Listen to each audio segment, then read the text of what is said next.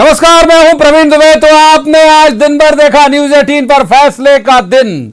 अब बारी है समीक्षा की। हालांकि नतीजे पूरे नहीं आए। 28 सीटों के उपचुनाव का नतीजा सिर्फ 19 पर बीजेपी और 9 पर कांग्रेस पर आकर खत्म नहीं होता।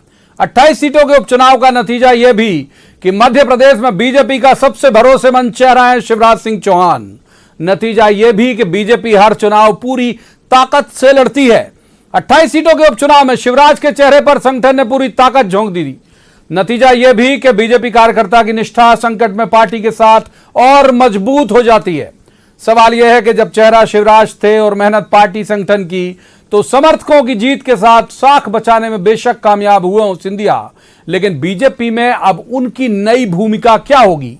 उधर कांग्रेस, जिसका पूरा चुनाव इस लाइन पर था कि कमलनाथ का कसूर क्या था आखिर, अब पूरी कांग्रेस को इस मंथन में जुट जाना चाहिए कि कसूर का क्या था उनका और चूक कहां हुई और किस किस से हुई। क्या कमलनाथ के ओवर कॉन्फिडेंस का खामियाजा भुगता है पूरी कांग्रेस ने, या पार्टी वाकई इस चुनाव में सहानुभूति की हकदार होते हुए भी जनता के बीच उस मजबूती से पहुंच ही नहीं पाई? नतीजे से पहले जब न्यूज 18 ने आम लोगों की राय जाननी चाहिए थी, तब एक मतदाता की प्रतिक्रिया थी कि जो भी हो सरकार स्थिर होनी चाहिए। तो इस लिहाज से ये नतीजे तसल्ली बख्श कहे जा सकते हैं, लेकिन लोकतंत्र की मजबूती के लिए मजबूत विपक्ष भी तो जरूरी है और ये जवाबदारी अब कांग्रेस पर है। फिलहाल जश्न में डूबी मंगल को मंगल बना रही बीजेपी में भी जीत की खुमारी जब उतरेगी, तब खड़ा होगा सवाल कि कांग्रेस से आयातित नेताओं के साथ कैसे होगा आगे कदम ताल। सवाल यह कि अपनी राजनीति दांव पर लगाकर कांग्रेस से आए नए सदस्यों की जीत लिखने वाले बीजेपी के देव दुर्लभ कार्यकर्ता का अब क्या होगा? नतीजे आने के बाद नए सिरे से खड़े हुए सवाल और जवाब तो देना होगा, लेकिन आपको पहले हम जीत का जश्न दिखाते हैं और जो जीत के जादूगर हैं शिवराज सिंह चौहान, उनका बयान सुनवाते हैं। सुनिए क्या कह रहे हैं। जनता के कल्याण में कोई कसर नहीं छोड़ेंगे।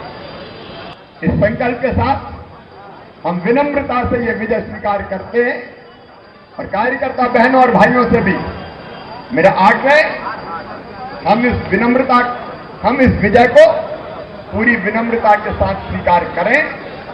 एक बड़ी जिम्मेदारी जनता ने फिर से दे दी।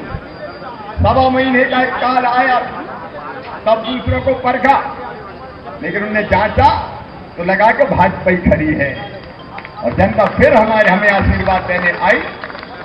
और इसलिए बिना किसी उद्वेग के, द्वेष के, पूरी शालीनता से ये विजय स्वीकार करके हमको जनता की सेवा के काम में जुटना है।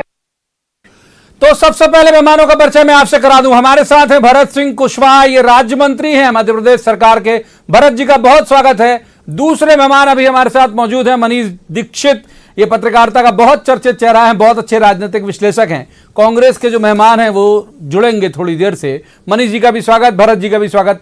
शुरुआत भरत जी से ही कर लेते हैं। भरत जी, ये ठीक है कि बहुत कमाल जीत जो है वो आप लोगों ने दर्ज की, कुछ जगह जो चूक हुई खासतौर पर ग्वालियर चंबल में, क्या लगता है क्या वजह रही होगी उसके पीछे?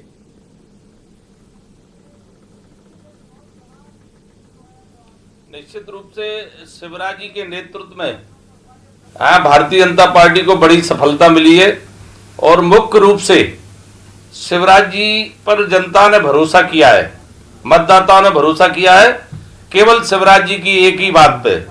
जब भी वो चुनाव में कैंपिंग कर रहे थे, एक बात अवश्य कह रहे थे कि मुझे आपका आशीर्वाद चाहिए जिससे मेरी मजबूती से सरकार चले और प्रदेश के विकास के लिए मैं जिस तरीके से पिछले समय जो विकास के लिए प्रयास किया था, प्रदेश की प्रगति के लिए, तरक्की के लिए, उन्नति के लिए मैं काम कर सकूं, मुझे मजबूत कीजिए। मेरे अधिक से अधिक भारतीय जनता पार्टी के हमारे जो प्रत्याशी हैं उनको जिताइए, आशीर्वाद दीजिए।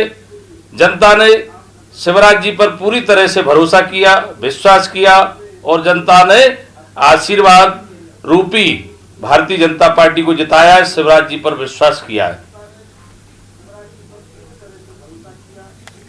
ठीक है, मनीष जी का रुख कर लेते हैं। मनीष जी, मैं कुछ जल्दी पढ़ देता हूं आपको, हालांकि आपसे